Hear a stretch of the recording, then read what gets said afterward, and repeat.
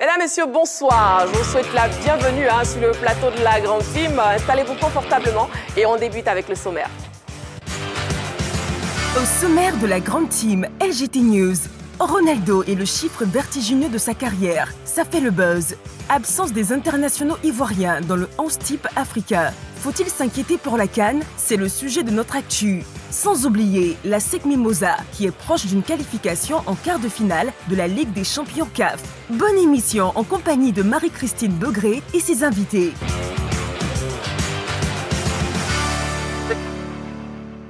On espère passer donc une très belle émission en votre compagnie. Merci déjà d'être toujours nombreux devant la 3, devant votre émission La Grande Team. La 3 qui est la chaîne qui vous offre 3 fois plus de sport. Et chaque soir, on vous permet de participer à l'émission avec une question LGT. La question LGT de ce soir, aucun Ivoirien dans le 11 type africain. Faut-il s'inquiéter pour la CAN? Vous pouvez donc nous appeler au 27 21 59 93 99. Et aussi, vous avez la possibilité de nous écrire sur la page Facebook de la 3, une page qui vous appartient. Écrivez-nous énormément et on pourra lire vos messages en cours d'émission. Bon, pour l'émission de ce soir, les consultants sont déjà en place, ils sont là, ils sont prêts et ils ont hâte pour le débrief de l'actualité de ce soir. Je serai donc accompagnée de Roger Stéphane, de Henri Joël, de Martial Gorou et de Clément Yeton. Bonsoir, messieurs. Bonsoir, Marie-Christine. Bonsoir, Marie-Christine. Comment vous allez, Martial Gorou? Comment vous allez? Je vais assez bien. Et comme je l'ai dit, oui. Je suis toujours heureux d'être en ta compagnie. Merci beaucoup. Voilà, vraiment heureux. Ça fait plaisir. Clément Yeton. Oui, ça va. Je vais super bien également. Et comme Martial est heureux d'être en ta compagnie, moi, je le suis également. J'espère que Roger Stéphane et Henri Joël seront aussi heureux. Henri Joël. Bon, ça va. Oui. Ça va, ça va. Il n'y a pas de suite. Non. Bon, d'accord. Roger Stéphane. No comment. Je m'attendais à ça. No comment. Voilà. Je m'attendais à ça. Il n'y a pas de problème. Très chers téléspectateurs, j'espère que vous, au moins, vous êtes heureux d'être en notre compagnie ce soir. On commence avec LGT News. Et les news de ce soir, on aura donc du taekwondo, natation, moto, cyclisme et football. Allez, allons-y.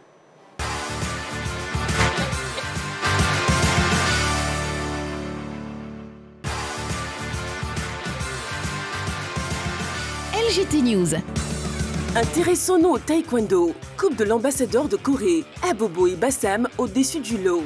L'édition 2023 de la Coupe de l'ambassadeur de Corée, disputée samedi au Centre sportif culturel et d'éthique ivoiro-coréen Alassane Ouattara, s'est achevée avec la consécration d'Abobo chez les hommes et Bassam au niveau des dames. 18 équipes ont participé à ce tournoi, dont 12 chez les hommes et 6 chez les dames. En tout cas, le public venu en grand nombre au CSTKO n'a pas boudé son plaisir, dont les athlètes ont offert un spectacle de qualité. En effet, à l'issue des finales de bon niveau technique, Abobo a cravaché pour s'imposer devant Koumassi. Les filles venues de la ville balnéaire de Bassam ont dominé le plateau. Cette édition a été marquée par la remise d'équipements sportifs de l'ambassade de Corée à la Fédération ivoirienne de taekwondo, à la grande satisfaction du président Jean-Marc Yassé. LGT News. Natation. Une centaine de participants se font plaisir à Bingerville. Une centaine de participants, en majorité des enfants issus de plusieurs catégories, ont pris part à la compétition de natation organisée à la piscine Dominique Ouattara de Bingerville le week-end passé. Nage libre, brasse, crawl, aussi bien chez les filles que chez les garçons, était au programme de ce tournoi doté de la Coupe de l'Espoir Ngueta Enedier. L'objectif étant d'assurer la vulgarisation de la natation afin de permettre à la population de bénéficier des bienfaits de l'activité aquatique. On peut dire que les organisateurs ont gagné leur pari au regard de l'engouement suscité autour de cette compétition. Je m'appelle Kwadjosette Benizraï, j'ai 6 ans. J'ai fait les jambes et les bras. Je m'appelle Beignet Angèle, mais j'ai 7 ans. J'ai nagé plus vite que mes camarades. J'étais première. Et je m'appelle Tiemele Ngo Yves Joël et je suis très heureux de participer à cette compétition. Ici, c'est une école de natation. Une école de natation et une école d'éducation pour les parents. Ils ont eu confiance en nous, on nous a confié leurs enfants. Aujourd'hui, il faut qu'un temps soit peu, on s'arrête pour pouvoir faire une évaluation sommative, pour voir le niveau des enfants. Donc aujourd'hui, c'est une journée test. et d'évaluation, suivi de compétition de nos abonnés enfants. La natation a des vertus.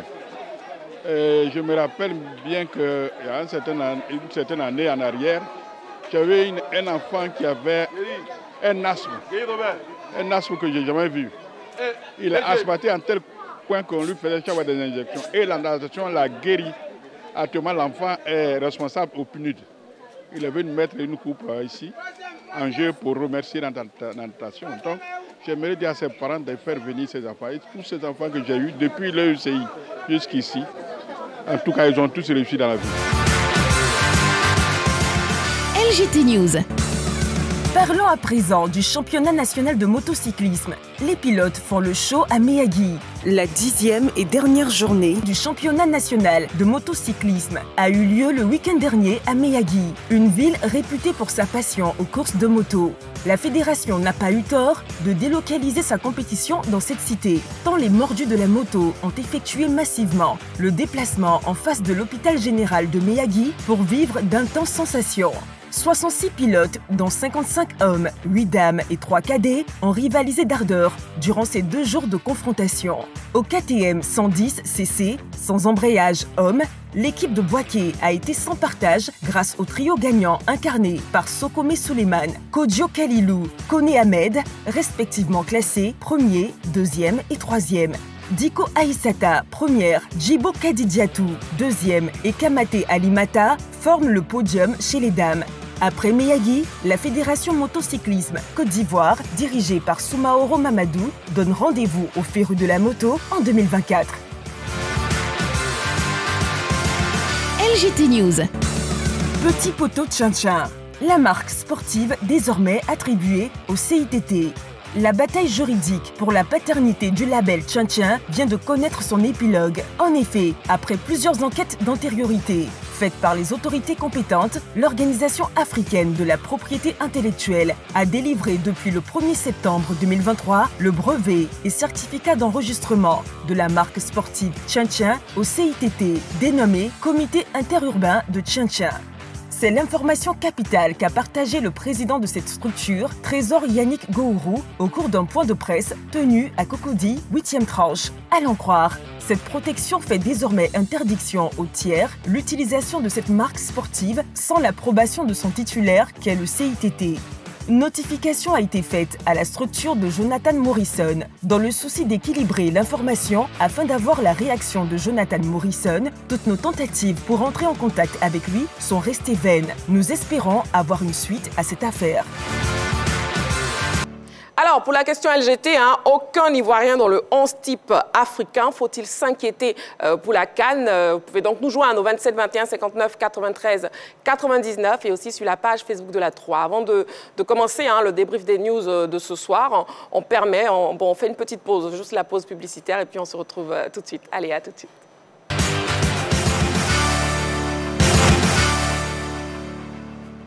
Voilà, bon, Roger Stéphane, on commence avec vous pour le débrief des news. Oui, encore l'affaire Kylian Mbappé, Real de Madrid, le dossier est ouvert à nouveau. La presse espagnole a fait courir les bruits selon lesquels les deux parties veulent trouver un accord. Mbappé dit oui dans les couloirs, mais ce n'est pas encore officiel. Le Real de Madrid veut signer un contrat avec le garçon. Il lui propose d'ailleurs de prendre un engagement au mois de janvier prochain, le 4 janvier précisément. Est-ce que cela va se faire? Le contrat de Kylian Mbappé finit en juin 2024 avec l'équipe du Paris Saint-Germain. Donc oui, les supputations vont bon train. L'enfant de Bondy, à mon avis, doit passer un cap parce que le Paris Saint-Germain échoue régulièrement en Ligue des Champions. Kylian Mbappé échoue régulièrement dans la conquête du Ballon d'Or. Son arrivée au Real de Madrid pourrait être un petit plus pour lui. Parce que quand même le Real de Madrid, c'est le meilleur club au monde qui est légèrement au-dessus du Paris Saint-Germain du côté de la France. Donc oui, ça peut être une nouvelle aventure, mais est-ce que ça va se faire véritablement? Parce que depuis de nombreuses années, on en parle, cette affaire de Mbappé au Real de Madrid, ça n'aboutit pas. Je rappelle que Mbappé est au PSG depuis 2018. Cette saison, c'est 19 matchs, oui, avec 18 buts et 2 passes décisives. Il fait partie des meilleurs joueurs du football français, il fait partie des meilleurs joueurs du monde. C'est un garçon extrêmement talentueux qui a beaucoup donné déjà au Paris Saint-Germain. Va-t-il partir maintenant? La question reste posée. Pour l'instant, ce sont des bruits de couloir. On attend de voir ce que cela va donner dans les semaines à venir, notamment au mois de janvier, où un accord pourrait, je dis bien pourrait, être trouvé si la discussion avance bien entre le Paris Saint-Germain et Kylian Mbappé. Mais attendons de voir. On attend de voir, comme vous l'avez si bien dit, hein, Roger Stéphane. Henri Joël, avec vous, on parle football au petit poteau tchan-tchan. Allez, on va essayer de faire un peu d'histoire rapidement hein, pour connaître un peu ce qui s'est passé jusqu'à présent. Oui. Alors, on se souvient qu'il y a de cela peut-être bientôt 2 ans, hein, il y a eu ce projet de Cam Tchan-Tchan qui a été initié par Jonathan Morrison. Avant, bien sûr, qu'on arrive à ce tournoi, d'abord, il y a eu cette appellation qui avait été tout de suite refusée par la Fédération ivoirienne de Maracana et discipline associée FIMADA, qui refusait que le nom Maracana soit dans cette compétition. Finalement, ils ont trouvé un système pour pouvoir permettre au projet de porter un autre nom, notamment le Cam Tchan-Tchan, et se dérouler sous l'égide de la Fédération ivoirienne de football petit poteau. Allez, la compétition a commencé, on a vu la première édition, sauf qu'avant que ça ne commence, il y a eu des voix qui sont levées pour dire que le projet Cam Tchan-Tchan appartient déjà à une pièce. Il s'agit de Yannick Gourou qui avait fait en son temps une conférence de presse pour dire non, le projet m'appartient, il ne faudrait pas que, et il refuse que une autre personne puisse utiliser ce projet-là pour une organisation quelconque. Donc, il y a eu tellement de bruit. Finalement, il y a eu la calmie. Il y a eu une première édition de Cam Tchan-Tchan. Il y a eu une deuxième édition de Cam Tchan-Tchan. Sauf que maintenant, il y a une autre qui sort et qui reconnaît M. Yannick Gourou étant propriétaire de ce tournoi, surtout de l'appellation. Donc, le communiqué a été sorti aujourd'hui. Et j'ai pris un passage en disant que depuis 2022, le comité interurbain de Tchan-Tchan, CITT, a vu son projet détourné par une structure dénommée 13 par le biais d'un ancien collaborateur. D'accord. Si je m'en tiens à ça, c'est ce qui veut dire qu'ils travaillaient ensemble. Ils travaillaient ensemble et voilà, un des collaborateurs est parti. Le collaborateur n'a pas été nommé. Il n'a pas été nommé dans le communiqué, sauf qu'il est parti avec le projet et on a vu la naissance de ce tournoi qui quand même réunit tous les amoureux. Et le tournoi, justement, à la quelle édition? À la deuxième édition. La deuxième édition a été remportée. Et c'est après 2 ans que finalement... en fait, ce sont des détails qui prennent assez de temps aussi. Hein. Oui, il faut aller à la justice, il faut aller à l'OI, c'est ça. Décision, appel. Tout ça. Donc, le communiqué finalement est sorti et désormais, il ne doit plus avoir de tournoi organisé sous ce nom de Cam Tchan-Tchan, qui est normalement la propriété de M. Trésor Yannick Gourou. D'accord. Donc ce tournoi peut être organisé, mais avec un autre nom. Peut-être avec un autre nom. OK. Voilà, avec un autre nom. D'accord. On peut avoir le tournoi. D'accord. Moi, la seule chose que je retiens, c'est que l'appellation, là, ça a été volé par un ancien collaborateur. C'est ce que dit le communiqué. On n'a pas dit voler. C'est terrible, ça même. C'est lequel des collaborateurs qui a volé ce projet? Qu'on sache. Bon, c'est terrible quand même. Voilà, on n'a pas dit voler, et puis on dit il est parti avec.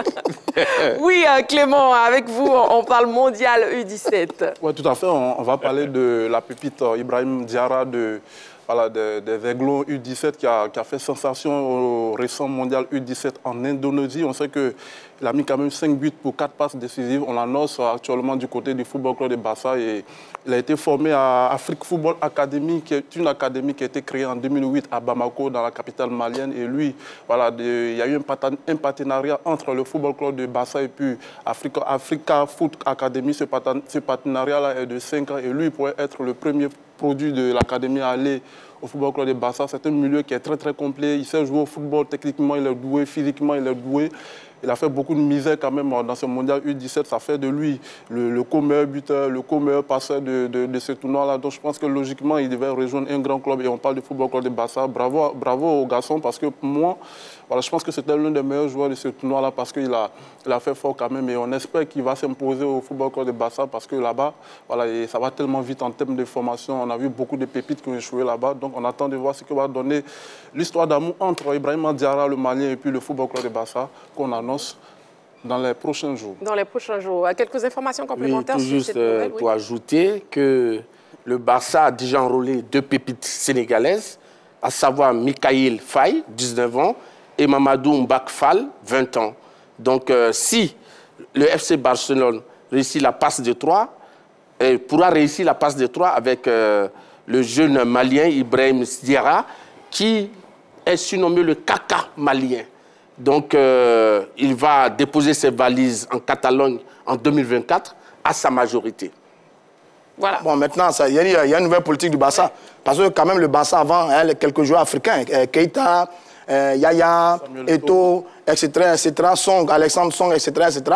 Bon, c'était des joueurs confirmés. Hein. Oui. Mais là, maintenant, ils descendent dans nos écoles pour venir prendre nos garçons. Là, ils prennent des pépites sénégalaises.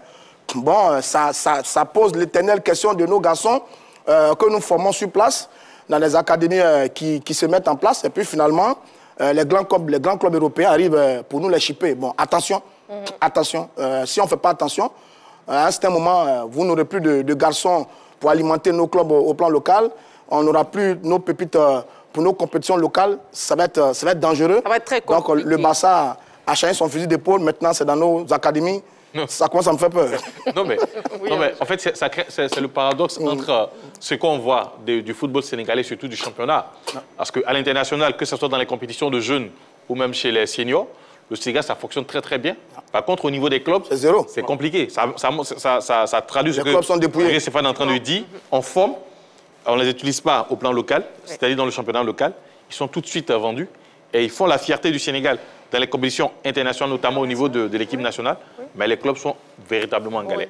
C'est un danger. C'est vraiment un danger, comme vous le dites. Bon, messieurs, on va avancer et on va passer à ce qui crée le buzz ce soir. Allez, on y va.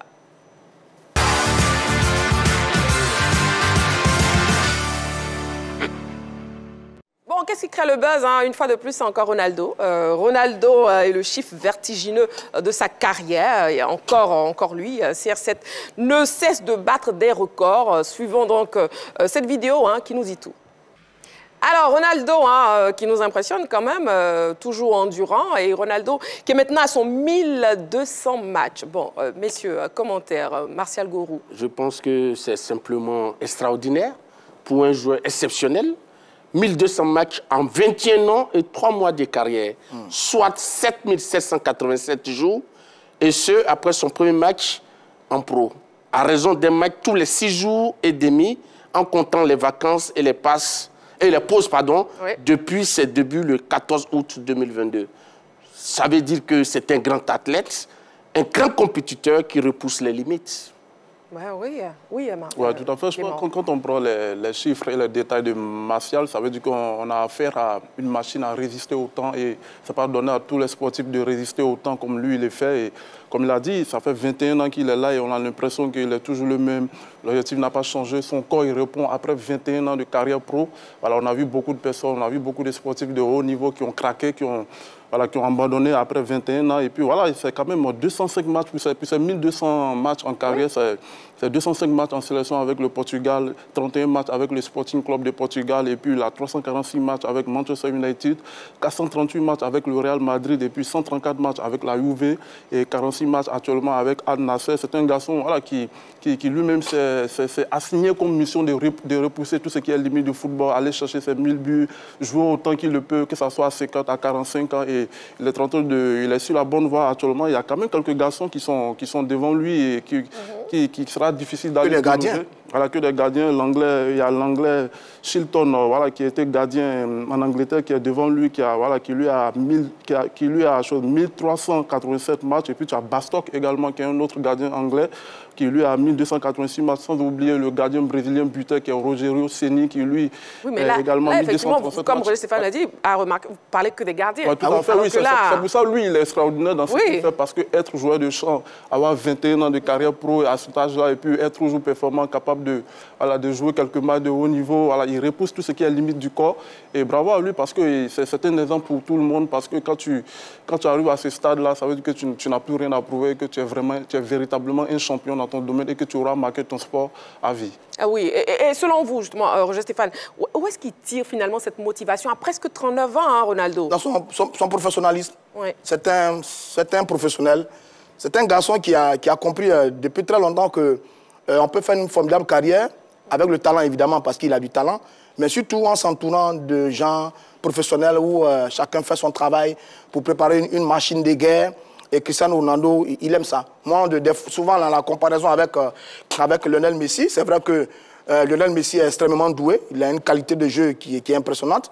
Mais Cristiano Ronaldo est beaucoup plus compétitif que Lionel Messi. Il a démontré partout où il est passé. Au Portugal, en Angleterre, en Italie, etc. etc. Aujourd'hui, d'ailleurs, du côté de Al Nassr en Arabie Saoudite, il fait une très belle saison.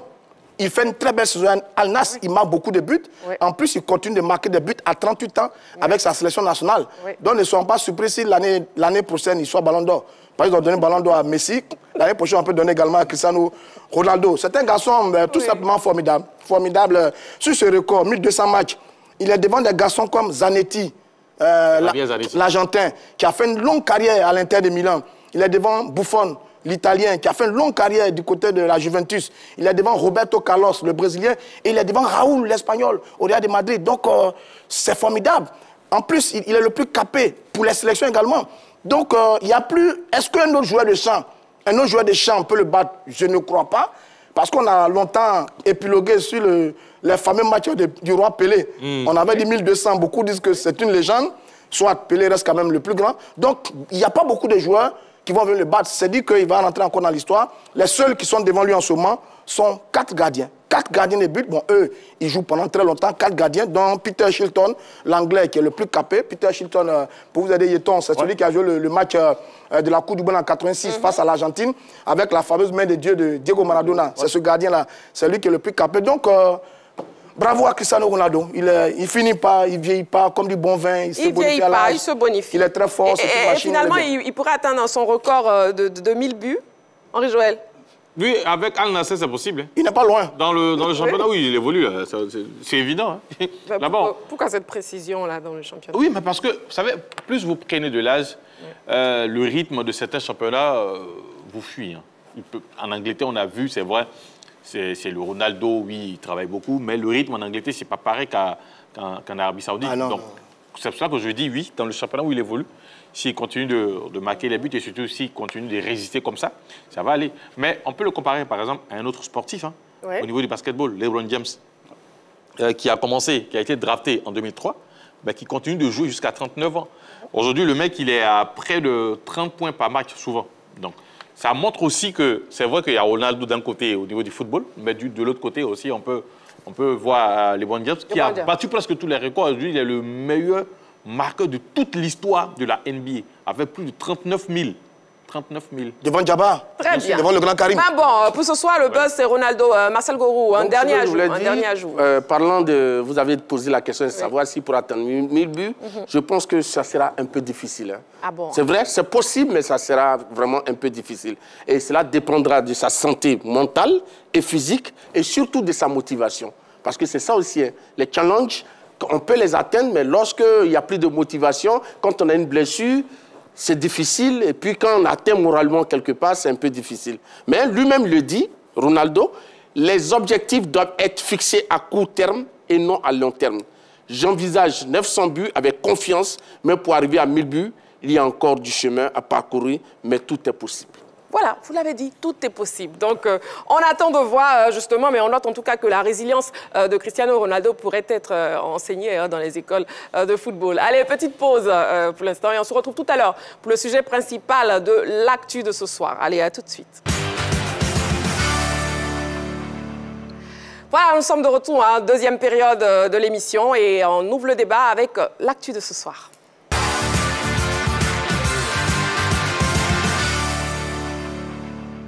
Aucun Ivoirien dans le 11 type africain. Faut-il s'inquiéter pour la CAN? Le téléphone est ouvert, hein, le 27 21 59 93 99. Donc, lors de la cérémonie des CAF Awards 2023, aucun athlète ivoirien n'a figuré malheureusement dans les listes finales des nominés, ni dans le 11 type. Est-ce qu'il faut s'inquiéter réellement? Bon, on regarde ce élément et après, on en parle avec nos consultants sur le plateau.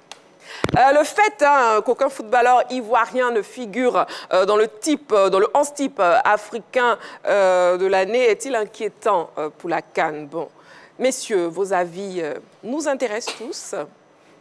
Oui ou non? Ok, d'accord. Non pour tout le monde, d'accord. Oui. Non pour tout le monde sur le plateau de la grande team, c'est noté. D'accord, on commence avec vous, Clément. Pourquoi non?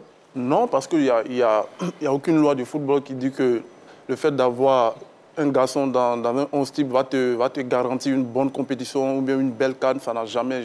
Voilà, ce principe-là, c'est un principe qu'on peut discuter du début jusqu'à la fin ou tous les jours. Donc moi, ce principe-là n'est pas gage, mais n'est pas garantie d'une bonne canne. Et en plus, quand tu as un garçon dans le 11 type, ce sont des garçons qu'on sélectionne, ce sont des joueurs qu'on sélectionne, alors que gagner une compétition demande d'avoir un collectif, avoir une bonne équipe. Et récemment, quand tu prends l'équipe du Cameroun, tu as des garçons qui sortent de nulle part. La CAN qui gagne en 2019, tu as des garçons qui sortent de nulle part, qui n'ont même pas joué sur le continent. Tu prends Bassogor, Dit Tombé, des garçons qu'on ne connaît même pas, mais qui viennent remporter une Coupe d'Afrique.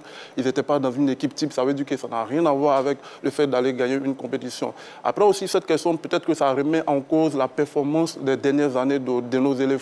Voilà, qui sont plus trop brillants dans les top clubs en week-end. On n'a plus ces grands joueurs à l'époque, que ce soit Yaya Touré, Didier Drogba, qui sont capables de faire des demi-finales des Champions League, de faire des finales des Champions League. On n'a plus ces joueurs-là qui nous font rêver. Ce sont des Sénégalais aujourd'hui, Mané ou encore Égyptiens, Mohamed Salah, qui sont au top niveau. Voilà, moi, je pense que c'est la problématique que soulève cette question-là. Après, je pense qu'il n'y a pas de lien entre être figurer dans une équipe type et puis voilà, aller remporter une CAN. La CAN a ses réalités. C'est le juge qu'il faut être en forme. C'est le juge qu'il faut avoir une bonne équipe, avoir des garçons qui vont jouer les uns pour les autres. Voilà, ne pas regarder l'équipe type. Tu peux être dans l'équipe type et puis aller faire un fiasco à la CAN. Voilà, voici pour moi les arguments qui me disent qu'il n'y a rien, il n'y a pas de lien entre une équipe type et puis une bonne CAN. D'accord. Voilà. Pour vous, ce n'est pas du tout inquiétant. Martial Gorou, et vous? Non, pas du tout. Il n'y a pas de raison d'être inquiet. Vous savez, figurer dans le 11 type de la CAF, des awards, je crois que c'est quelque chose de prometteur. Mais ce n'est pas quelque chose de déterminant pour pouvoir gagner une CAN. Ce qui pourrait déterminer le succès des éléphants à la prochaine CAN, la CAN à domicile, c'est la forme des joueurs ivoiriens. Oui, la forme. Avant cette compétition et pendant la compétition. Vous comprenez? Et aujourd'hui, Seko Fofana se porte à merveille. Il a été buteur, si je ne me trompe pas, hier, avec Al Nassr en Coupe d'Arabie Saoudite. Il monte en puissance. Simoa Dengra a été buteur à Brighton en Premier League. Jean-Philippe Crasso a été buteur et passeur en 8e de finale de la Coupe de Serbie. Christian Kwame a été passeur décisif en Série A. Et Jérémy Boga a été buteur avec l'OGC Nice. Donc, quand on a ces performances au niveau des joueurs, je crois que c'est déjà de bons signes pour la Côte d'Ivoire. Rappelez-vous, Didier Drogba a remporté le Ballon d'Or, qui est au-dessus d'une place dans un 11 type. Ouais. En 2006 et en 2009, la Côte d'Ivoire a gagné quelqu'un. Yaya Touré a aussi gagné cette importante distinction individuelle en 2011, 2012, 2013 et 2014. La Côte d'Ivoire n'a rien gagné au niveau continental. Et c'est seulement en 2015 que la Côte d'Ivoire gagne sa CAN, mais avec des joueurs qui n'étaient pas surcotés. Donc je crois que ne pas appartenir à un 11 type, pour moi, ce n'est pas quelque chose d'inquiétant.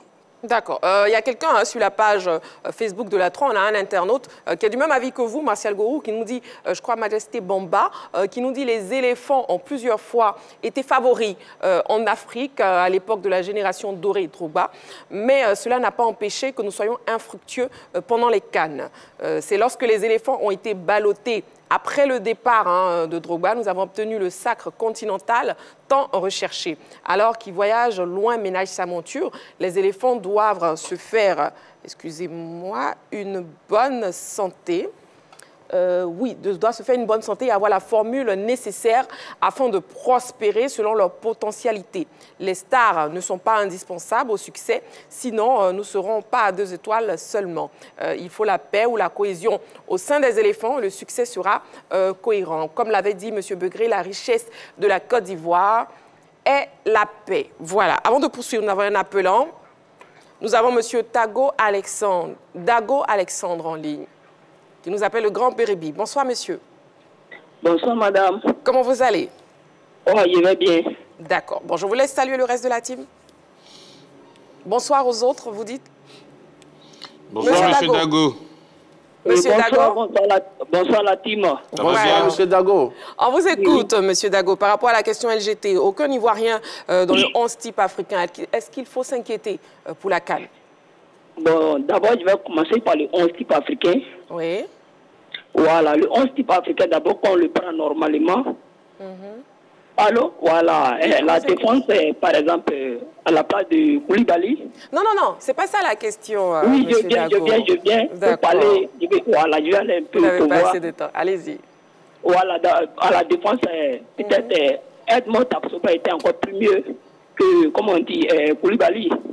D'accord. Ouais, je viens, madame, je viens. Maintenant, dans le milieu de terrain, on avait un autre, comment il s'appelle là, Seko Fofana, qui a sa place. On vous écoute, hein, monsieur Dago. Voilà, maintenant, parlant de Hassan qui était pour la CAN, je pense que non. Parce qu'en 2016, dans l'équipe type de la CAF, le Cameroun n'avait pratiquement pas de joueurs. Ok. Mais ils ont rapporté la CAN quand même en 2017. Oui. Voilà, donc je pense que c'est à nos joueurs et l'entraîneur de faire le nécessaire pour qu'on puisse remporter cette CAN avec les joueurs en forme. D'accord. Donc pour vous, il n'y a pas raison de s'inquiéter. Voilà, c'est ça, pour résumer. Il n'y a pas de raison de s'inquiéter, voilà. D'accord, c'est bien compris. Merci beaucoup pour votre intervention. Merci, madame. Merci à la team. Merci. Okay. Henri Joël. Non, je pense que ça porte pas chance même. Le fait même de figurer dedans, ça porte pas chance. Et c'est bien. C'est une très bonne chose qu'on ne soit pas, qu'on n'ait aucun joueur dedans. Oui. Voilà, c'est une bonne chose. Parce que 2006, 2008, 2010, donnez-moi un Égyptien qui était dans l'équipe type de... pas des ballons d'or. Voilà. Mais ils ont remporté la CAN. Ils nous ont battus à plusieurs reprises et ils ont remporté la CAN. Quand on prend les milieux de terrain de ce 11-là, vous avez Amrabat, vous avez Partey, vous avez Anguissa, mais où sont aujourd'hui Amrabat en galère du côté de Manchester United. Partey qui ne voit même plus la pelouse puisqu'il est dans les tribunes là-bas.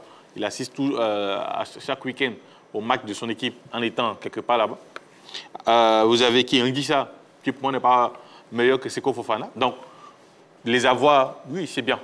Ça peut leur permettre quand même d'enrichir le palmarès individuel. Mais pour moi, ça ne porte pas chance. Et ça n'a aucune influence sur ce qui va se passer à partir de janvier. Voilà.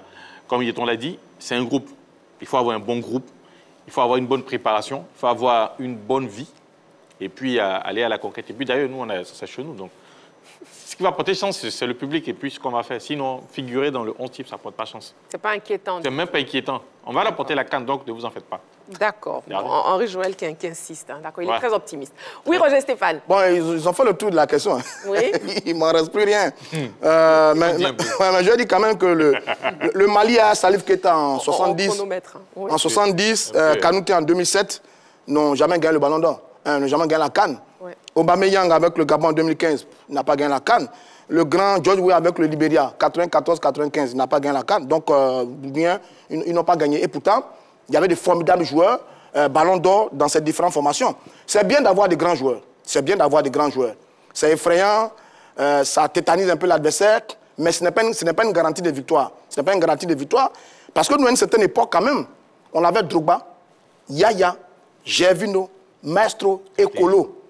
Ces 5 garçons, c'était des potentiels ballons d'or. Mais on n'a rien gagné avec eux. Donc, ce n'est pas important. Ce qu'il faut, c'est 3 éléments qu'il faut pour gagner la CAN. D'abord, un groupe, le collectif. Des garçons motivés, survoltés, avec une âme de guerrier qui vont aller jouer la compétition. C'est la première des choses. La deuxième des choses, c'est le travail et le discours de l'entraîneur. L'entraîneur doit pouvoir porter, par son style et sa qualité, le groupe pour qu'il soit surmotivé pour aller gagner la compétition, en y ajoutant évidemment le travail qui est fait dans la préparation. Le troisième élément, c'est l'environnement créé par la fédération. La fédération doit créer un bel environnement, les enfants doivent se sentir bien, dans une bonne ambiance, avec des bons dirigeants autour d'eux, etc., etc. Et le quatrième élément, comme nous sommes à domicile, c'est l'apport du public. C'est le public qui va nous faire gagner cette Coupe d'Afrique des Nations de football.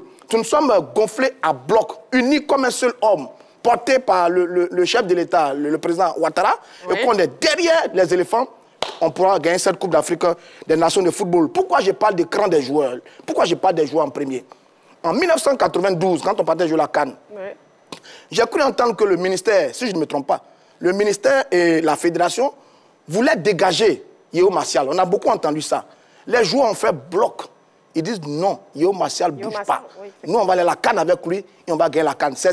S'il y a ce caractère-là dans le groupe qu'on a en ce moment, on va gagner cette Coupe d'Afrique des Nations de football. Maintenant, si on compare quelques compartiments et quelques joueurs par rapport à ceux qu'on a en ce moment, n'ont rien envié à quelques-uns sont dans ce groupe. Dans ce groupe-là, Seko Fofana a sa place dans ce groupe. Sangaré Ibrahim, à le niveau de ceux qui sont dans ce 11 type. Le petit Ousmane, qui est visé par tous les grands clubs européens en ce moment en défense. Il a le niveau des défenseurs qui sont là. Sans oublier... Il faut que Koulibaly en ce moment. Voilà, il faut sans oublier Ndika. Ouais. Donc, on a des garçons en ce moment qui ont le niveau, qui ont la qualité de ceux qui sont dans ce 11 type. Donc, on n'a pas à s'inquiéter. Il n'y a pas de lien immédiat entre le 11 type africain et la CAN. Cette CAN-là, on a des arguments, il y a des ingrédients qui peuvent nous emmener à gagner notre Coupe d'Afrique à domicile. D'accord. Roger Stéphane, je note quand même que vous avez dit que vous n'avez pratiquement rien à ajouter, qu'ils avaient... Moi, je dis, moi, je suis Roger Stéphane quand même. Bon, voilà, oui, à la fin, je suis Roger Stéphane. Oui, bien sûr. On a un appelant, on a monsieur Lezo qui nous appelle d'Angré. Bonsoir, monsieur. Bonsoir, la grande team. Bonsoir. Monsieur. Comment vous allez? Voilà, merci. Ça va bien, Dieu merci. Ça va bien de vous voir et puis de vous entendre souvent. Merci beaucoup, c'est gentil. Oui. Bon, moi, je voulais juste ajouter quelque chose. Allez-y. D'abord, mes rêves se réalisent. Ah bon? J'ai fait un bon rêve sur la nation. Oui. Et nous sommes arrivés en demi-finale. On a rencontré une équipe maghrébine. On les a battus. Et nous sommes arrivés en finale avec une équipe africaine. On a battu l'équipe. Bravo. Et on a gagné la CAN. Amen. Amen. Maintenant, je voulais encore ajouter... Moi, j'ai prophétisé ça tout le temps. Je prophétise ça tout le temps ici. Hein? Allez-y, monsieur on ne peut pas organiser... En tout cas, on ne peut pas organiser la CAN. Oui. Et puis, on va passer à côté. Nous ne sommes pas les autres pays. On va forcément la remporter. Et puis, vous avez vu qu'on avait à l'époque Issa Hayatou qui était... le président de la FIFA, je crois la CAF. La CAF, le président de la CAF. Voilà, la CAF. Oui. Mais ce n'est pas à dessein que le Cameroun remportait les matchs. À chaque fois, ils arrivaient en finale et puis battaient. Souvent, mais ils avaient des joueurs qui n'étaient pas en forme. Ah. Mais tout se passe dans le secret. Hein. Je vous dis la vérité, tout se passe dans le secret. Nous, on ne peut pas organiser, même pas la Côte d'Ivoire, on ne peut pas organiser une CAN ici et puis on va perdre. Ce n'est pas possible. Ce n'est pas nous. Ce n'est pas ivoirien. Franchement. Ce n'est pas en 84. En 84, il n'y avait que 2 stades, je crois bien 2 stades. Ouais. Il y avait 8 équipes. Bon, c'était une coupe à carton. Donc, je pense que c'était pas... Mais aujourd'hui, là, on va remporter. Donc, ne vous en faites pas. La coupe est déjà restée ici. On ne peut même pas donner à quelqu'un. Ce n'est pas possible. Merci beaucoup. Merci beaucoup. Que le Seigneur vous bénisse encore. Amen. Merci beaucoup. Oui, mais quand même, on ne va pas le laisser dire qu'en 1984, c'est une coupe en carton. Ce n'était pas une coupe en carton. C'était la même coupe d'Afrique. Seulement qu'à l'époque, là, nous, on n'était pas prêts. Il y avait des équipes comme Égypte, Nigeria, Cameroun, qui étaient beaucoup plus fortes que nous. Le président, à l'époque, disait c'est des éléphantos. Après, on donne des éléphants. Après, on a fait du chemin, on a gagné en 92. Mais à l'époque, là, il y avait des équipes qui étaient vraiment bien plus fortes que nous. D'accord. Bon, pour revenir à la question LGT, messieurs, aucun Ivoirien dans le 11 type africain, est-ce qu'il faut s'inquiéter? Regardons justement ce 11 type en question. Donc, allez, le 11 type avec, dans la butte, André Onana, une défense à 3 avec Koulibaly, avec Amrabat et Khalidou. Mbemba, voilà, Chancel Mbemba. Au milieu du terrain, Amrabat... Kudus, Anguissa et Partey. Et puis on attaque une attaque à 3 têtes, Mané, Osimhen et puis Salah. D'accord. Roger Stéphane et Henri Joël ont déjà cité des noms de joueurs ivoiriens qui pouvaient être dans ce 11 type. Martial Gorou et Clément. Je pense à Seko Fofana. Oui. Parce que Seko Fofana est arrivé en 2e position de la dernière édition du prix Marc-Vivien Fourré. Et celui qui a gagné le prix s'appelle Chancel Mbemba, qui figure dans le 11 type. Donc, logiquement, Seko n'est pas loin de lui.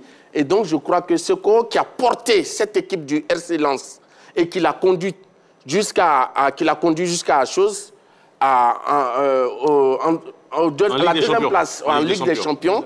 Donc, je crois que Seko mérite d'être dans ce 11 type-là.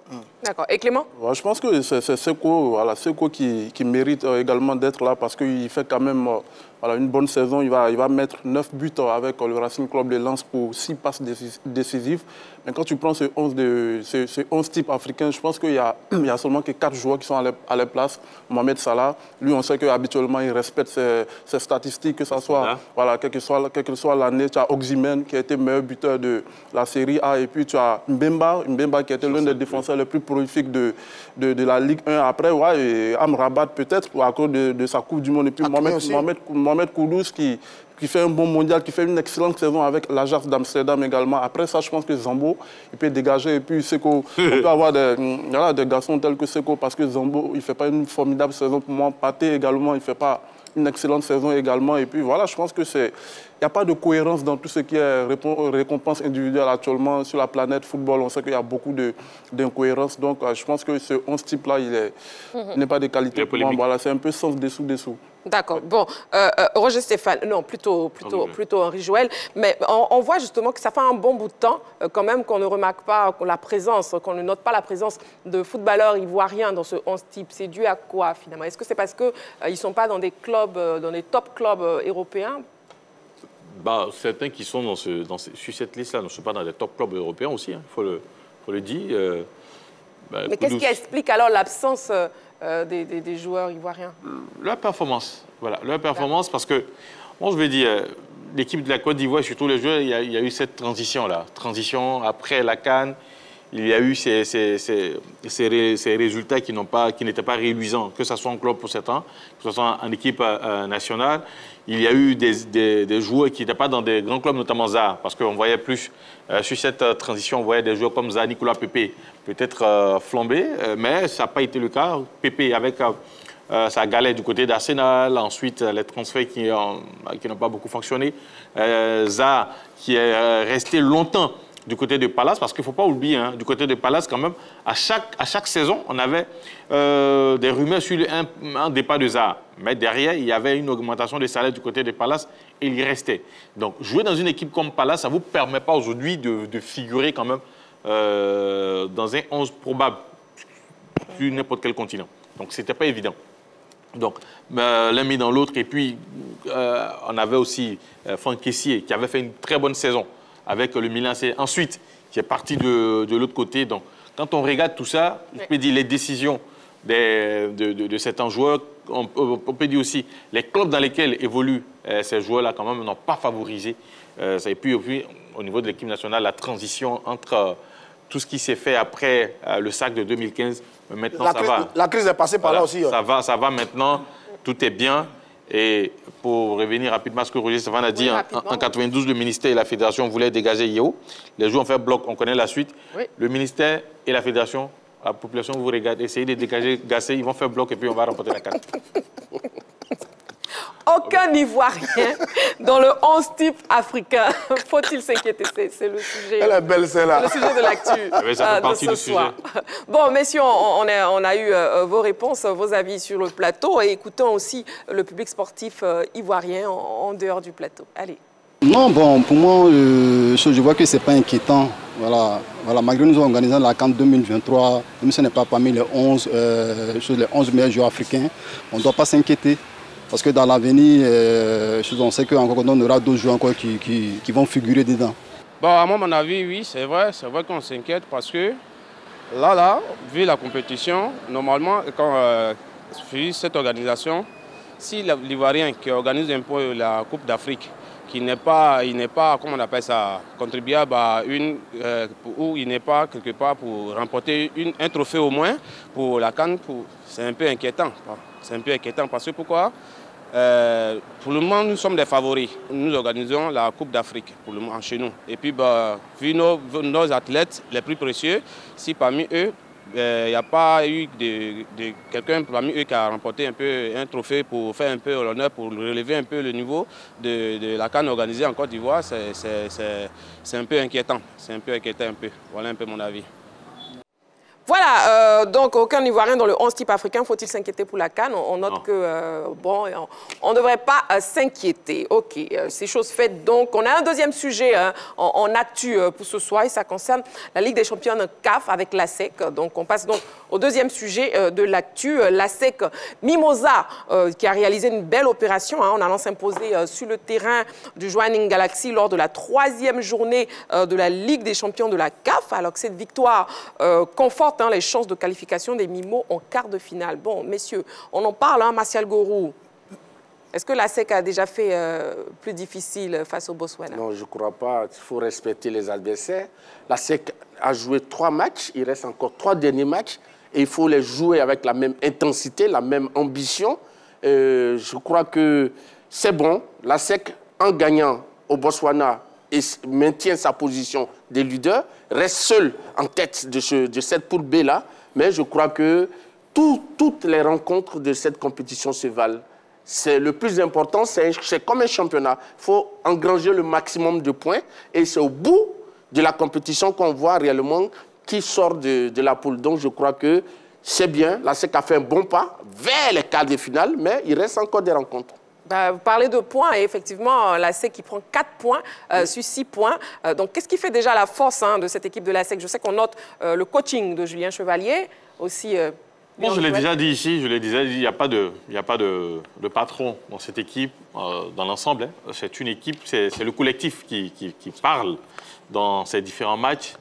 Et je pense que c'est l'une des forces de cette équipe de l'ASEC. Parce que quand on essaie de faire un peu le parallèle, le meilleur effectif de l'ASEC, c'était 2018-2019, avec Fonsigno, avec Agbenyanda, avec Touré, Ahmed.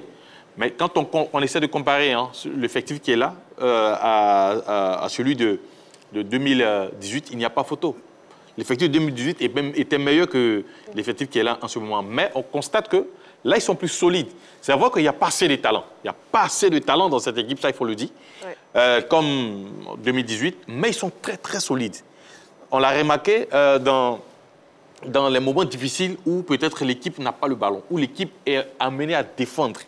Et on voit cette combativité-là avec ces joueurs, avec Wonlo, avec Trabi au niveau de la défense.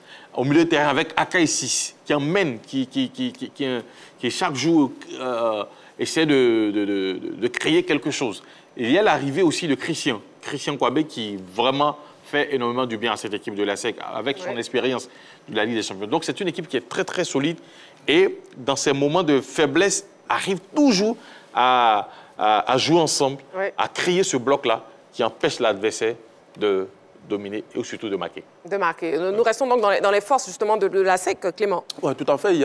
Henri Joël, il a parlé de cette solidité-là du côté de l'ASEC. Moi, j'ai dit oui parce que le constat qu'on fait cette saison, c'est qu'on a une équipe qui, depuis le début de la saison, est une équipe qui est préparée à toute éventualité, à toute épreuve. On prend le début de saison, ils vont débuter la saison face à Coton FC du Bénin. Ils n'avaient pas de match en jambes, alors que Coton FC fait un tournoi en Guinée où voilà, ils font quand même quelques matchs, mais ils vont gérer ce match aller là. Ils vont se servir de ce match aller pour avoir un match dans les jambes. Ils vont venir crucifier cette formation de Coton FC ici en Côte d'Ivoire. Tu prends la deuxième phase face aux Libyens de Benghazi où ils vont encaisser ici au match retour, ils sont mal barrés, mais là ils vont réagir. Ils reviennent dans la partie 2-1, ils sont qualifiés. Tu prends le premier match face à Simba, là, on leur donne, on siffle un faux pénalty contre l'ASEC Mimosa, avant, juste quelques secondes avant les vestiaires. Mais là, ils reviennent, ils vont égaliser. Quand tu prends un championnat pareil, ils ont été menés 2 fois 2-0 face à FC San Pedro. Ils vont gagner finalement 4-2. Ils ont été menés 2-0 face à Mouna FC. Ils renversent la vapeur. Ils vont l'emporter sur le score de 3-2. Et puis là, tu as ce voyage-là qui est compliqué. Chevalier parlait de ces escales qui n'en finissaient pas. Tout ça, tu arrives dans un territoire difficile, sur une pelouse qui est très, très difficile, où ton capitaine, il manque un penalty. Ah, mais tu reviens avec les forces en seconde période. Là encore, on voit une équipe de l'ASEC Mimosa qui monte en puissance en seconde période. Et là, je ne sais pas, on parle de ces préparateurs-là du côté de la maison jaune et noire. On parle du coach Félix qui fait un formidable boulot. Parce que quand vous regardez la montée en puissance de l'ASEC Mimosa, j'ai regardé le match avec un ami. Il me dit, mais Clément, en première période, il n'y a rien. Il dit, non, moi, je ne calcule pas les premières périodes de l'ASEC Mimosa cette saison. J'attends la seconde période. Et vous regardez, les 2 buts vont venir en seconde période. Et l'ASEC n'a pas encore marqué cette saison en première période en Champions League. Tous les buts de l'ASEC Mimosa ont été inscrits en seconde période. Et puis voilà, ils sont solides. Quand tu prends l'équipe qui a gagné en 98, si elle donna le autre, ils avaient mal démarré la compétition. Ils vont perdre 1-0 face au Raja de Casablanca. Et puis, à l'étape de la compétition, après 3 matchs, ils avaient 6 points. Et quand tu prends cette génération, actuellement, ils ont 7 points. Je ne dis pas, peut-être qu'ils vont faire pareil comme la génération 98, mais on a une équipe qui est solide. Quand tu es capable de faire douter le Wydad, Simba et puis Joaling à domicile, voilà, je pense que tu as ton mot à dire. Après, la forme d'aujourd'hui n'est pas forcément la forme de demain. Parce que on prend la saison dernière, Al-Ahly était au bord de l'élimination. Moi, je voyais l'élimination de Al-Ahly, mais Al-Ahly monte en puissance après pour aller chercher la coupe. Même le Wydad perd son premier match, mais le Wydad fait finale pour dire est-ce que tu auras cette forme-là en juin? Mais pour l'instant, Chevalier, il fait un bon boulot. Les préparateurs de la SEC, ils font un excellent boulot. On espère que cette réussite va les accompagner jusqu'à la fin. On espère, mais bon, il n'y a pas que des bons points, il y a aussi des points faibles quand même. Peut-être le front de l'attaque. Oui. Peut-être le front de l'attaque, parce que sur le match qu'on a vu, les différentes combinaisons n'ont pas vraiment donné satisfaction. Pokou, Mofossé, Kabouré, ils sont un peu en dedans. Heureusement qu'il y a la solution Sankara. Il fait son entrée face au WAC, c'est lui qui fait la différence, qui inscrit le but. Mais Sankara, pourquoi il est toujours remplaçant? Est-ce que c'est pas bien qu'il soit titulaire? Oui, mais peut-être que la formule a commencé maintenant. Beaucoup disent que ce garçon n'est pas tout à fait capable de jouer 90 minutes. Voilà, il a un souci de gestion de son énergie sur 90 minutes, mais là, il nous a fait mentir un peu sur le match face à Galaxy. C'est lui qui met les 2 buts, je crois. Le premier but à la 57e minute, il y a un ballon mal renvoyé par la défense. Il met à l'intérieur, et puis après 79e minute, il y a un centre en retrait de Pokou. Reprise pied gauche, plein surface de réparation, 2-0. Donc oui, c'est un garçon qui est intéressant. Quand on avait perdu Konaté Karim, qui était parti en Europe, c'est lui qui avait réussi la saison dernière à bien porter cette équipe de la SEC Mimosa. Cette année, il est encore là. Quand il est titularisé, il fait de bonnes choses. Quand il est en cours de jeu, il fait de bonnes choses. Mais tout ça, c'est porté par un groupe. Moi, j'aime bien c'est vrai que j'ai pas de l'attaque qui n'est pas comme les autres secteurs, parce qu'au milieu, ça travaille beaucoup. Akassis Baudelaire est vraiment en pleine forme. Diarra-Souba, pas mal non plus, bien aidé en cela par Kwame Christian, avec tout son vécu du côté du TP Mazembe de la République démocratique du Congo. Lui aussi connaît parfaitement le parfum de cette compétition. Et puis notamment le bastion défensif, Wanlo Koulibaly. Wanlo Koulibaly aujourd'hui, oui, il avait son expérience. Trabi que beaucoup souhaitent voir d'ailleurs en sélection nationale. Si les 27 joueurs, si on doit chercher un garçon pour aller en sélection, Trabi a peut-être sa place vraiment en sélection. Zouzou, c'est bien intégré. Le petit nouveau, c'est Gakré. Gakré, qui vient d'arriver latéral. C'est lui qui a réussi à s'intégrer. Mais ça fait qu'il y a vraiment un bon groupe. Il y a vraiment un bon groupe. Il n'y a pas une grosse star, il n'y a pas un grand. Mais il y a 11 joueurs interchangeables, très motivés, très engagés, qui gèrent parfaitement cette compétition. Et puis après, il y a le coaching de Julien Chevalier. C'est vrai que les débuts de match sont un peu difficiles. Mais en seconde période, il y a vraiment un très beau visage de la SEC. Et je pense que sur ce match, qu'ils gagnent 2-0, ils font un grand pas vers la qualification. Parce que le prochain match, c'est contre cette équipe de Galaxy ici en Côte d'Ivoire. Je pense que si on la gagne, la SEC aura fait un grand pas vers la qualification. Donc, parlons de ce match retour, justement, Martial Gourou. Comment vous voyez ce match retour? Oui, moi je pense qu'il faut rester concentré. Ce n'est pas parce qu'on a battu l'adversaire sur ses installations qu'on doit lever le pied et puis croire que tout est joué. Il faut éviter le phénomène de Orlando Pirates lors de la finale de 96, si je ne me trompe pas, 96, 95. Parce que la SEC pensait avoir tout fait au match aller. Et puis bon, malheureusement, c'est ici à Abidjan que tout s'est compliqué et la SEC a perdu le trophée. Donc, il faut que les joueurs de Julien Chevalier restent concentrés. Il faut que l'encadrement reste concentré. Tout le monde doit rester concentré. Les actionnaires doivent venir nombreux au stade, pousser les joueurs à la victoire. Au niveau des points faibles, Roger Stéphane a parlé de l'attaque, mais moi je vais revenir sur le gardien de but. Parce que il y a un appellant qui avait parlé des sorties. Oui, et sur ce match, gardien qui sort énormément. Sur ce match, quand même, il y a eu quelques actions où il a donné des frayeurs à son équipe. Et même Julien Chevalier, au bord du terrain, a crié mais très très fort le nom de Folie. Donc il doit être concentré du début à la fin. Parce que si la SEC avait aller loin, je pense que déjà pour cette première phase, c'est pas loin, hein, la qualification, c'est pas loin. Mais à partir des quarts de finale, là-bas, il n'y a plus d'amusement. Vous allez rencontrer d'autres grosses équipes. C'est vrai que cette poule, quand même, il y en a. Il y a Simba, il y a le Wydad, où la SEC peut-être va s'en sortir. Mais au fur et à mesure qu'on va avancer, le niveau va s'élever. Peut-être vous allez, après les tirages, soit rencontrer Sandan, rencontrer Al-Ahly, rencontrer peut-être l'Étoile. Et là, c'est un autre niveau. Donc, le gardien de but, vraiment... c'était pas top. C'est vrai que la SEC a gagné. Et d'ailleurs, la SEC a dominé son adversaire. La SEC a privé l'équipe adverse de ballon. D'où beaucoup d'occasions de but. D'où peut-être le manque d'occasion pour cette équipe de Jwaneng. Donc, on n'a pas vu véritablement Folie se mettre en exergue. Mais les rares ballons qui sont arrivés, quand même, c'était pas top. Donc, on doit essayer quand même de lui parler du côté de la SEC. Parce que quand les quarts de finale vont arriver, ça ne sera pas du jeu.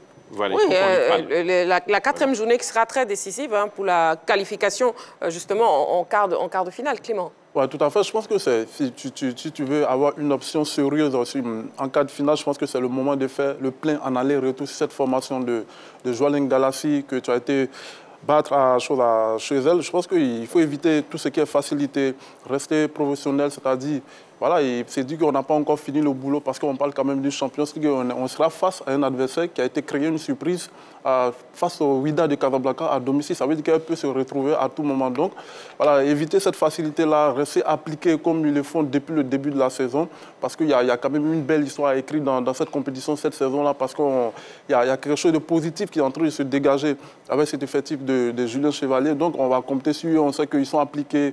Voilà, ils font des efforts les uns pour les autres. Ils ne sont pas dans la facilité. Ils savent qu'il y a beaucoup à jouer. Il y a des garçons qui sont appliqués. Quand tu prends les matchs de Trabi, voilà, il ne vient pas pour rigoler. Il n'a jamais vu de sourire sur son visage. Il est tout le temps appliqué. Quand il faut dégager, il dégage le ballon. Il sourit à l'entraînement souvent. Je pense qu'on a besoin de ces soldats-là, ces gars qui sont capables de parler à un groupe. Akaï Baudelaire, quand ça ne va pas, il prend le pouvoir, il essaie de recadrer les jeunes gens. Voilà, c'est une équipe. On a l'expérience de Kwame qui ne s'affole jamais avec un ballon. C'est très, très important pour aller loin dans une compétition. Moi, je pense qu'on a une formidable équipe de la SEC Mimosa. Et j'ai été chercher un peu quand même tout ce qui est statistique qui fait la force de cette formation de la SEC Mimosa. Ils ont marqué 27 buts cette saison, c'est-à-dire 18 en Ligue 1. Ils ont marqué 8 en Ligue des Champions. Quand on prend les phases d'élimination plus la phase de poule, ils ont marqué 1 but en Supercoupe face à Afad. Et puis voilà, ils ont encaissé 9 buts. Et sur les 27 buts, ils ont marqué 16 buts en seconde période. Donc ça veut dire qu'il y a une bonne préparation du côté de la SEC qui t'épuise d'abord en première période avec son 4-2-3-1 où tu n'arrives pas à trouver les failles. Et quand elle décide de monter en puissance, de contrôler le jeu surtout, c'est une équipe qui arrive à contrôler le rythme, à dicter le tempo, le rythme d'une rencontre aujourd'hui. Et c'est très très important pour aller très loin dans une compétition. Bon, mais attention aussi, oui. On utilise trop de superlatifs. Il faut qu'on aille... Oui, mais c'est parce qu'il allons doucement. Vous avez déjà parlé des points faibles aussi. Oui, mais quand même... On a souffert face à Simba. En première période, on a souffert énormément face à Simba. Heureusement que cette équipe était un peu maladroite. Le WAC, sur les 20-25 premières minutes, nous a bien bousculé parce qu'ils avaient leur plan, c'était de venir mettre un but rapidement. Et puis après, il y a eu le bon retour, le bon réveil.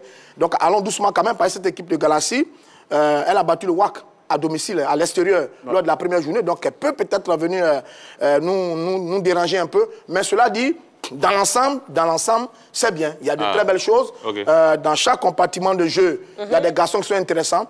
Trabi en défense est très intéressant. Akaï Baudelaire au milieu du terrain est très intéressant.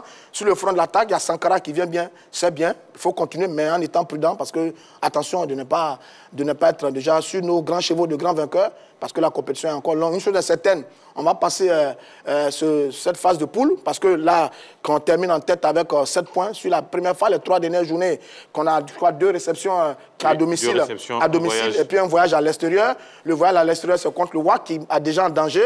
Et puis les 2 réceptions, c'est Simba avec lequel on a fait nul et Gracie qu'on a gagné à l'extérieur. Donc, le coup est jouable. Mais attention. Attention, la prudence, la concentration. Bon, voyons les résultats, le classement, le programme du groupe B. Allez, ce groupe, après la 3e journée, déjà les résultats de cette 3e journée, Jwaneng Galaxy, ASEC Mimosa 2-0 pour les Jaunes-et-Noirs. Le Wydad à domicile a battu l'équipe de Simba 1-0 au classement. L'ASEC est leader, 7 points plus 3. Suivi des Botswanais du Jwaneng Galaxy, 4 points moins 1. Le Wydad qui fait un bon classement en se positionnant à la 3e place avec 3 points moins 1. Et puis Simba qui est toujours derrière avec 2 points moins 1. Allez, sur le programme de la prochaine journée, la 4e journée plus précisément, puisque ce n'est plus la 3e journée. Le mardi 19 décembre, la SEC sera face à l'équipe de Jwaneng Galaxy. Et puis Simba va recevoir le Wydad de Casablanca.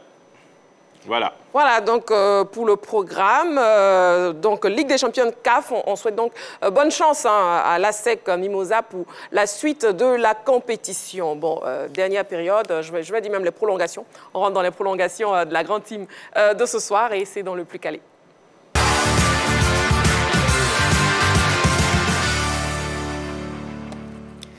Le plus calé de ce soir, nous allons tester nos connaissances par rapport aux éléphants. Donc, un plus calé spécial éléphant. Est-ce que vous êtes prêts, messieurs? Henri-Joël et Roger Stéphane, j'espère que ça sera meilleur par rapport à hier. Ben, hier, on a fait quoi? On n'a pas perdu? Bref, donc Martial Gorou et Clément Yeton, équipe A. Équipe B, Henri-Joël et Roger Stéphane. On y va. Première question.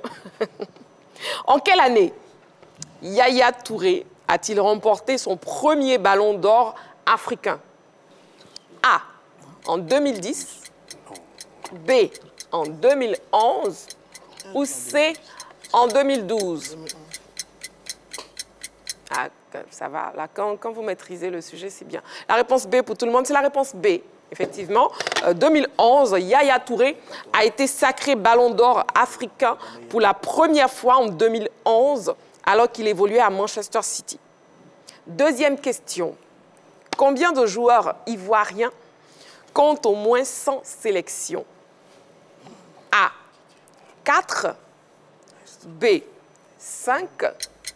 C. 6. Combien de joueurs ivoiriens comptent au moins 100 sélections?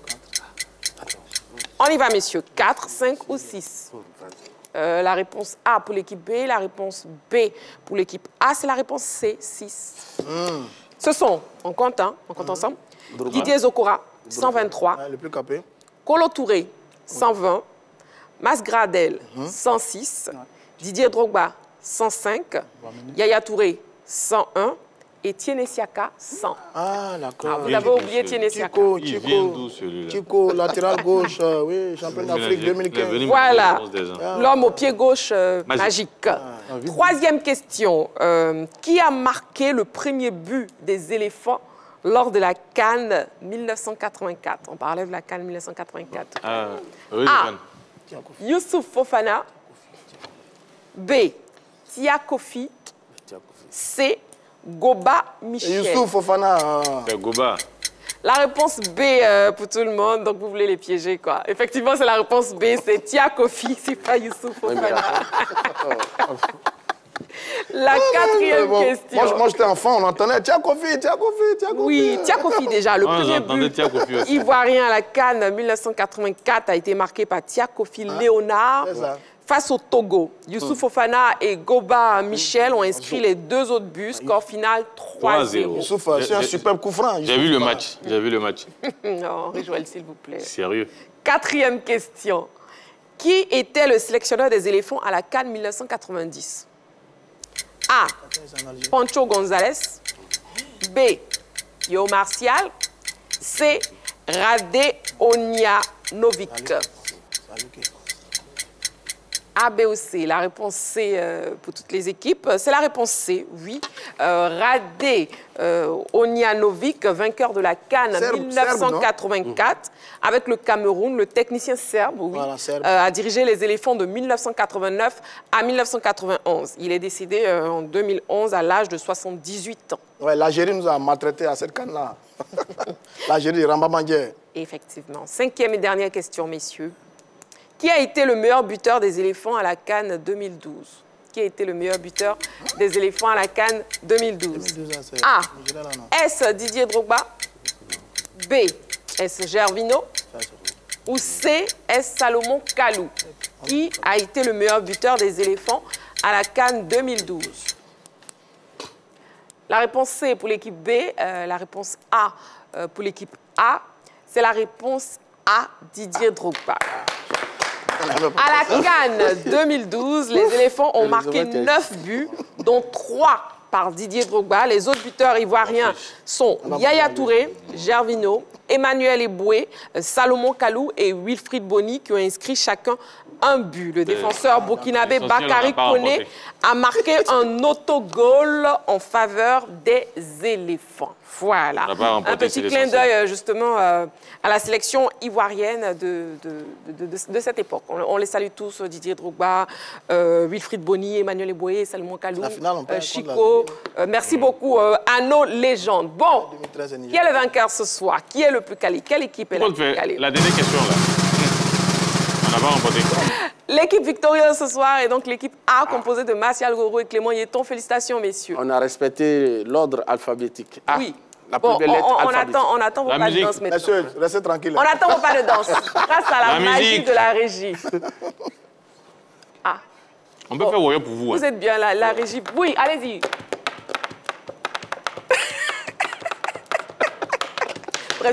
C'est mieux, on termine l'émission. Allez, c'est la fin de l'émission de ce soir. Avant que l'émission se transforme en grand concert Zouglou pour les éléphants. de la 3, c'est mieux, on va conclure. Oui, voilà. pour les éléphants. Donc, on se retrouve demain. Vous vous reposez très bien. Merci beaucoup, messieurs. Roger Stéphane, Henri Joël, Martial Gourou et Clément Yeton. Et vous aussi, très chers téléspectateurs, merci à vous d'être toujours présents, d'être toujours fidèles à la 3 et à la grande team. Rendez-vous demain, 20h30 en direct. D'ici là, prenez soin de vous et n'oubliez pas, faites toujours du sport.